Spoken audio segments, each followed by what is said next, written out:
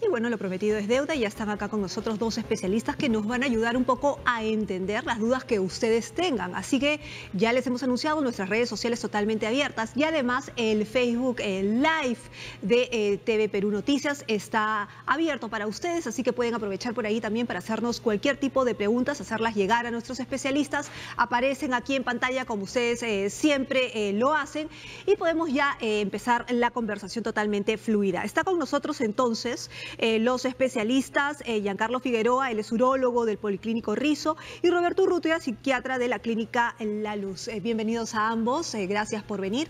Vamos a hablar entonces qué realmente es la castración química y si funcionaría como pena para los violadores en nuestro país. Empecemos entonces, abierta la discusión. ¿Sería la castración química la solución para los violadores? Buenos días. A mí me parece que no, porque si bien la castración química va sobre un aspecto funcional, ¿no?, del individuo, impedirle que tenga libido, impedirle que tenga posibilidad de satisfacerse sexualmente, no quita el problema de la violencia y la agresividad que tienen estos individuos. O sea, recordemos que las personas que son violadores tienen una parafilia, ¿no? Una parafilia es una desviación de la inclinación sexual, ¿no? Satisfacer su inclinación sexual por medio de, en estos casos, niños, ¿no?, los pedófilos. Pero detrás de esto tiene un fondo de agresividad muy intenso. Entonces, le quitamos quizás un medio de expresar esa agresividad, pero no le quitamos toda la capacidad. Entonces, solamente darle un químico para prohibir el instinto sexual no quita que la persona siga siendo agresiva. Entonces, los mejores resultados se han obtenido cuando se ha añadido, aparte de la castración química, el hecho de tener terapia intensiva para que esta gente cambie, ¿no? Cambie su conducta, deje de tener esa conducta tan agresiva. Ahora, eso significa, y no sé si usted me va a ayudar también en la parte física, porque eso sí preocupa, ¿no es cierto? Porque, claro, se puede dar esa medida populista, si se puede decir, ¿no?, de la castración química, que lo están vendiendo como que va a quitar la libido, pero también va a quitar la violencia, porque eso es lo que yo he escuchado en algunos especialistas. ¿Eso es cierto? Según lo que dice aquí el médico, no es tan así. Bueno, yo tampoco no estoy de acuerdo con esa medida. El colega tiene mucha razón. Un paciente de este tipo o una persona de este tipo que tiene un agresor sexual tiene muchos más aspectos, es mucho más amplio el campo. No es solo yo bloqueo su órgano sexual y entonces ya va a dejar de delinquir, no es así. Es cierto que al bloquear la hormona testosterona, el paciente ya no va a tener líbido, no va a tener una erección. También podría bajar su agresividad, pero esto es un paciente muy complejo. Habría que hacer un seguimiento más largo. Por ejemplo, la experiencia que tenemos nosotros, los urólogos, es en la castración a los pacientes con cáncer de próstata, con una enfermedad agresiva. Tenemos que actuar y tratar a esos pacientes, porque son pacientes mayores, por ejemplo, ¿no? Estos pacientes probablemente sean mucho más jóvenes. Hay una terapia de esquema que nosotros usamos y luego retiramos, ya no se administra este medicamento porque podría dar algunas toxicidades, por ejemplo, ¿no? Pero estos pacientes, ¿cómo va a ser?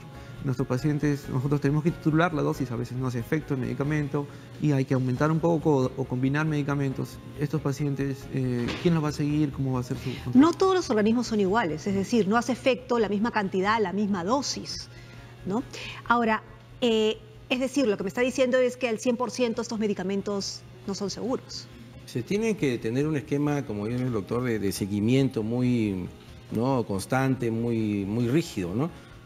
Normalmente cuando se usa en otros países, en Estados Unidos, en algunos estados que lo usan, se usa cuando el paciente la persona bien va a salir de la cárcel o bien para evitar la pena. Entonces ellos, como una medida de asegurar su libertad, acuden religiosamente a los controles, hacen los... Pero cuando es voluntario, digamos. Tiene que tener una participación muy activa de la persona, porque si no, imagínese, pues una persona que sale de la cárcel y ya no tiene obligación de ponerse la ampolla, no se la va a poner, porque tiene efectos colaterales. ¿Qué efectos colaterales tiene? Lógicamente, como es un inhibidor de testosterona, entonces va a producir que la persona, el varón, tenga cambios hormonales en cuanto, digamos, no solamente a la libido, ¿no?, sino también en cuanto a su composición corporal. Tiene algunos riesgos cardiovasculares, algunos problemas de distribución de grasa. Entonces, de todas maneras, es un medicamento que hay que usarlo con mucha cautela, como bien dice el doctor.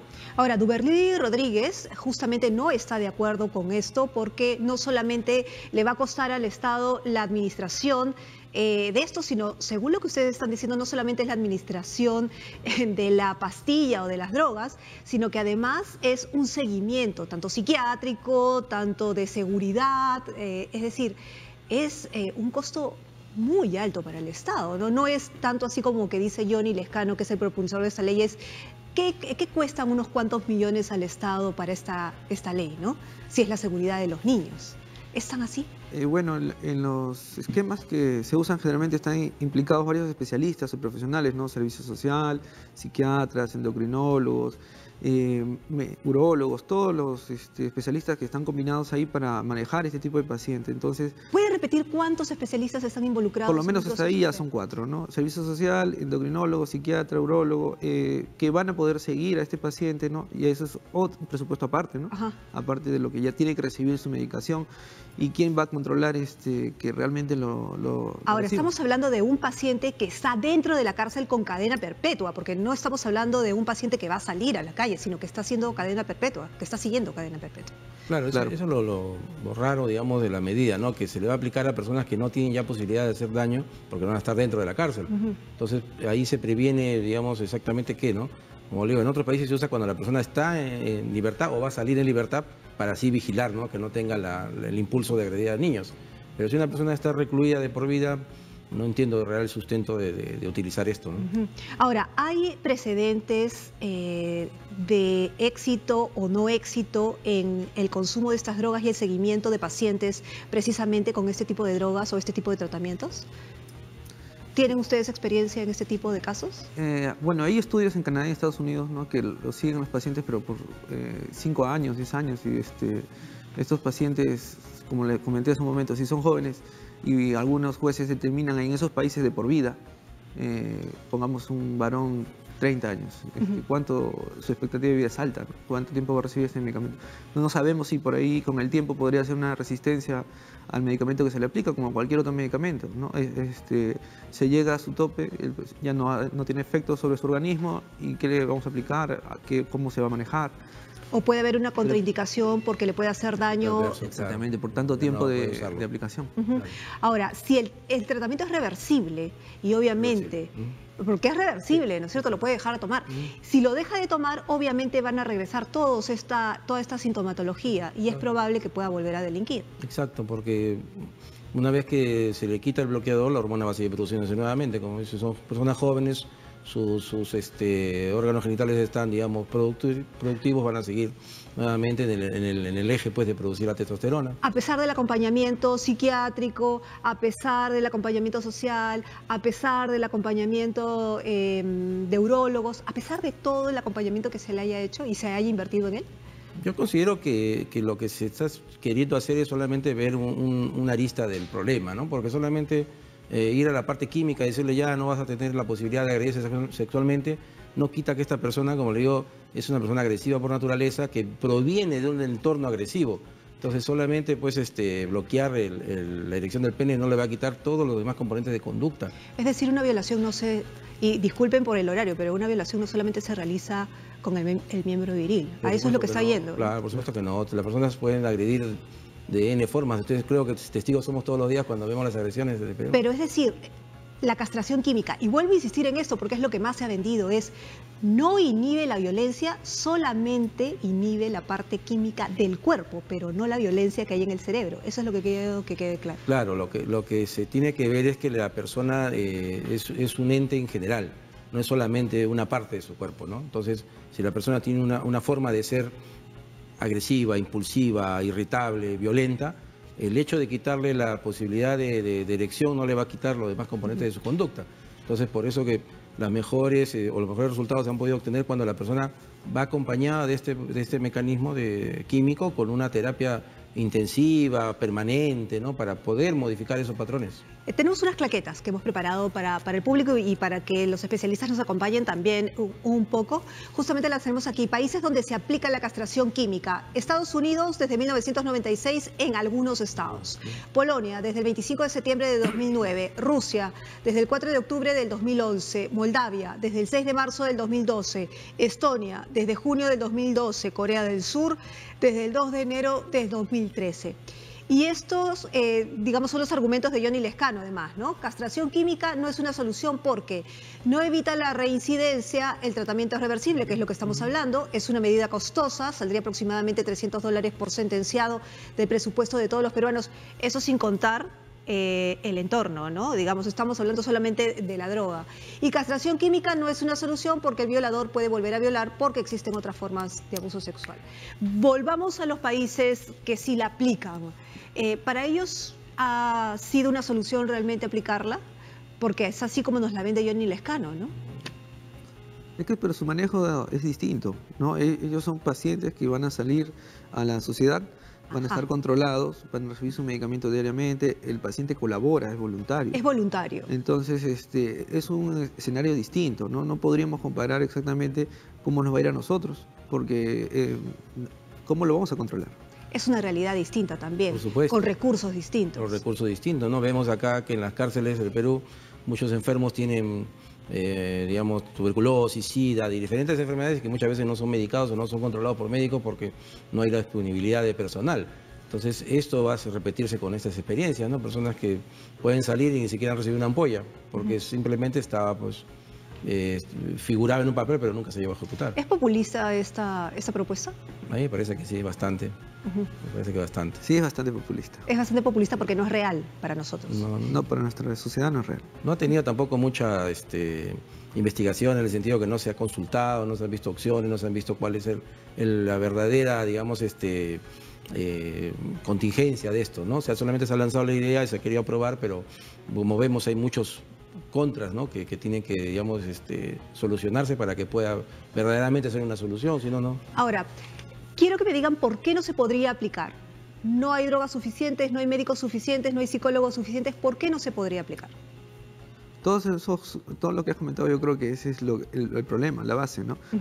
No va a haber suficientes medicamentos, especialistas y otro tipo de personal que tenga que controlar a este paciente, ¿no? Porque ya va a ser un paciente. Los medicamentos en sí, depende del que se aplique, hay distintos precios, ¿no? El ministerio se encargará de proporcionarlos, pero aún incluso nosotros en nuestros pacientes que tienen el problema de cáncer de próstata, por ejemplo, a veces llegan y no hay el medicamento, ¿no? Y como ahora con una demanda mayor, ¿cómo va a ser? Ahora, al tratarlo como paciente, y eso también es otra preocupación, al tratarlo como paciente, ¿podría tener otro tipo de beneficios para salir libre? Si se aplica como en otros países donde, como le digo, la condición para que pueda la persona salir o evitar la cárcel es que él se aplique regularmente la ampolla y sea controlado regularmente, podría ser, ¿no? Claro, pero una persona que ya está de por vida... Pero puede ser una estrategia, ¿no? Podría utilizarse quizás, sí. Por eso hay que discutir bastante ese... Porque puede salir con estrategia de ponerse voluntariamente la vacuna o la... no sé si es vacuna, pero al final la ampolla y al final no. Tenemos una pregunta del público, a ver, vamos a revisarla, ya hay preguntas. Dice, ¿es fundado considerar una medida cuando el violador está en cárcel? La idea estaría radicada al castigo a quienes son delincuentes y son próximos a la libertad. La pregunta radicaría hacia estos delincuentes. ¿Cuál sería la medida que van a salir en libertad? Que es más o menos lo que hemos discutido, no sé si le entienden, ¿no? O sea, que la medida iría básicamente a los que están próximos a la libertad. A los que están próximos, pero en los casos de violadores de niños menores de 10 años es una cadena perpetua. Entonces, lógicamente no tienen ningún criterio para pensar que ellos van a salir, ¿no? Claro, es que esa es la confusión, ¿no es cierto? Parece ser que no se está entendiendo que es una doble pena, ¿no? Es los que van a cadena perpetua son los que van a recibir este tratamiento, ¿no? Si es para impedir que agredan niños, que estén en contacto con niños y puedan realizar este tipo de actos, ellos están en la cárcel. O sea... Claro, porque la ley inclusive no implica que vayan a tener beneficios más adelante. Entonces, claro. ¿No? Claro, porque es cadena perpetua y no pueden tener ningún otro beneficio, ¿no? A menos que, como le estaba preguntando, pueda haber esta pequeña trampita legal que diga si lo están tratando como paciente, Claro, podrían Claro, aplicar eso sí, a... claro. podría utilizar muchos recursos, no pongamos que haga un efecto adverso por el medicamento, o tenga una complicación por el uso prolongado del medicamento, podría ya usarlo, pues no, como una estrategia legal para poder reducir su pena.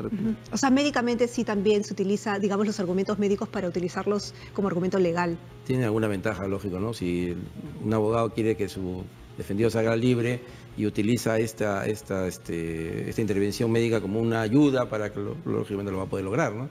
Cosa que tiene que ser bien regulado y bien conversado. Esto no es cuestión de, como digo, de lanzar esto como la solución final, porque no lo va a hacer. Me están preocupando. Pero tenemos otra pregunta. Dice, si la castración química no es el remedio, entonces ¿cuál sería? A nivel médico, ¿hay otro tipo de solución que se podría plantear?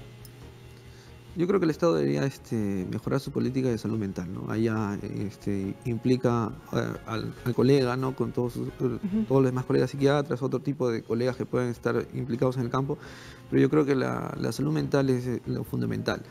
Prevenir antes de estar actuando sobre las consecuencias, ¿no? Educar a los jóvenes para no castigar a los adultos, por ejemplo, ¿no? Eso es algo muy básico, pero eso es lo que tendría que ser salud mental. Ahora, hay un protocolo ya de salud mental, ¿no es cierto? Se ha implementado un tema de salud mental. Claro, hay bastantes protocolos y planes de seguimiento, de acción en primer nivel, en la prevención básicamente. Hay dos problemas serios que no ayudan mucho. Primero, la escasez de profesionales, ¿no? Nosotros somos ni siquiera 1000 psiquiatras en el Perú, ¿no? Imagínense, para 33 millones. Y lo segundo, que mucho problema de sesgo, digamos, de temor, ¿no? De decir, no, yo no voy al psiquiatra, no voy al psicólogo porque no soy loco, ¿no? O sea, siempre esa tara de impedir que se pueda acudir a un profesional de la salud, porque somos profesionales de la salud como cualquier otro profesional y que también podemos solucionar problemas de este tipo o inclusive mayores.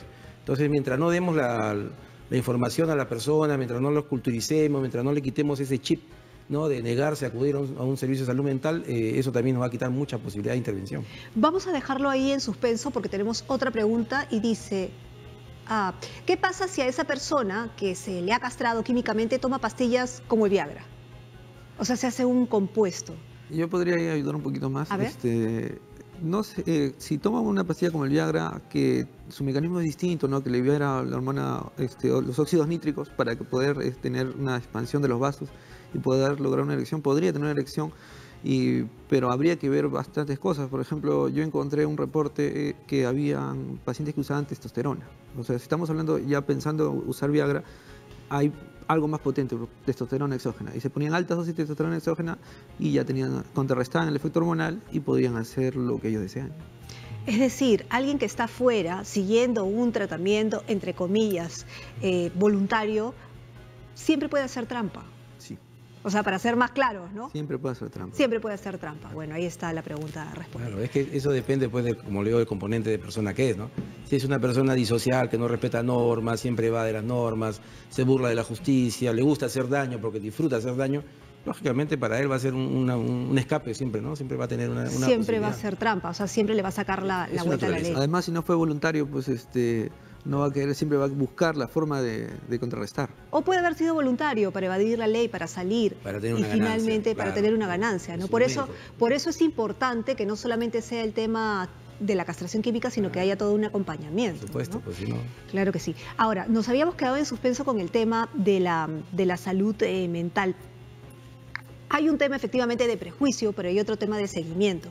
El tema de la prevención, pero ¿por dónde empezamos? Por ejemplo, usted hablaba del déficit de profesionales. Solamente son 1000. ¿Cuántos debería haber? Pues, supuestamente para un promedio de 33 millones de personas deberíamos superar largamente la cifra de 1000 médicos, de especialistas, ¿no? Y algo similar se reproduce con los profesionales psicólogos, ¿no? Que también son insuficientes para manejar toda la población en general.